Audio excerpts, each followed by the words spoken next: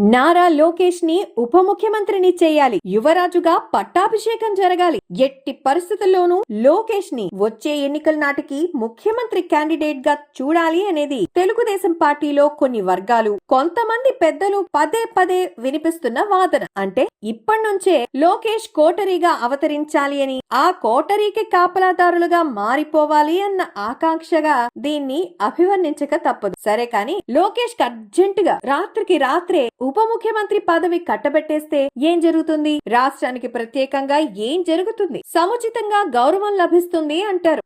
ఇప్పుడు ఆ గౌరవం లోకేష్ కి లేదా? అత్యధిక ప్రాధాన్యం లభిస్తుంది అంటారు.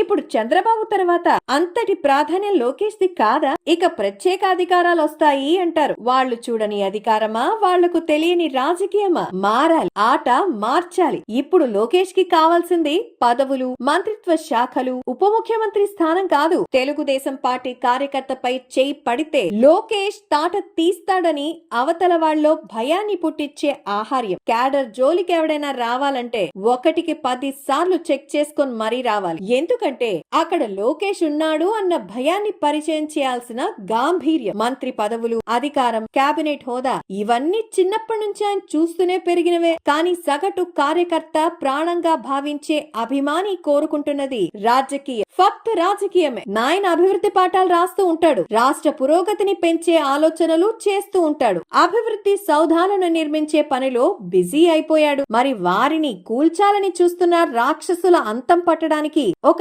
నాయకుడు కావాలి. ఆంధ్ర రాష్ట్రంపై పదే పదే విషం చిమ్మాలి అని చూసే వాళ్ల లెక్కలు సరిచేసే ఒక గాడ్ ఫాదర్ కావాలి. చీడ పురుగుల్ని ఏరేసి చరిత్ర మార్చి రాయాల్సిన పొలిటికల్ మాస్టర్ గా నిలబడాలిగా. వైసీపీ రాక్షస రూపంలో పసుపు జెండా మోసే ప్రతి కార్యకర్తని ప్రమాదం వారిని తాకాలి అంటే లోకేష్ ని దాటి రావాలి. ఎప్పుడు ముంచుకొస్తుందో తెలియని ప్రమాదాన్ని దృష్టిలో పెట్టుకుని భీమాతో భరోసా అందిస్తున్నావు సరే, కానీ నిత్యం రాక్షసుల మధ్య ఉంటూ వీర పోరాటం చేస్తున్న సగటు కార్యకర్తకు రక్షణ కవచంగా మారినప్పుడే కదా that is our future leader అంటూ గుండెల్లో గుడి కట్టేసుకుంటారు. ఇలా పదవుల్ని పక్కన పెట్టి రంగంలోకి దిగి రాజకీయాన్ని మొదలు పెడితే రాజ్యాధికారం, రాజు పీఠం వెతుక్కుంటూ నీ ఇంటికొచ్చి మరీ తలుపు తట్టి నీ ముందు సాగిలపడి జయహో సార్వభౌమ అంటూ దిక్కులు పిక్కటిల్లేలా నినాదమై గర్జనలు చేస్తాయి. ఇది ప్రతి కార్యకర్త కోరుకునేది, అలానే నిన్ను భవిష్యత్తులో